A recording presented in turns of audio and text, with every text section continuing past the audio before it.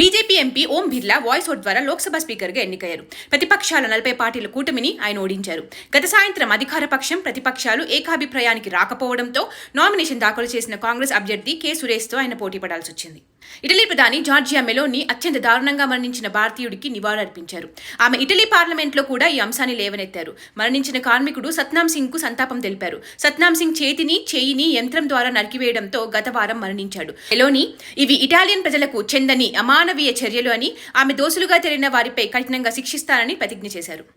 Indian overseas Congress chairman గా శ్యామ్ పిట్రోడాను కాంగ్రెస్ మళ్లీ తిరిగి నియమించింది.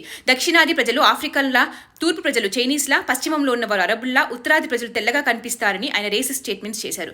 జస్ట్ ఎలక్షన్స్ కోసం సస్పెండ్ చేసి ఇప్పుడు ఎలక్షన్స్ అయిపోగానే మళ్లీ నియమించారు. హిజాబ్, బుర్కా, నికాబ్ నిషేధానికి వ్యతిరేకంగా ముంబై కాలేజ్ చేసిన పిటిషన్ను బాంబే హైకోర్టు కొట్టివేసింది.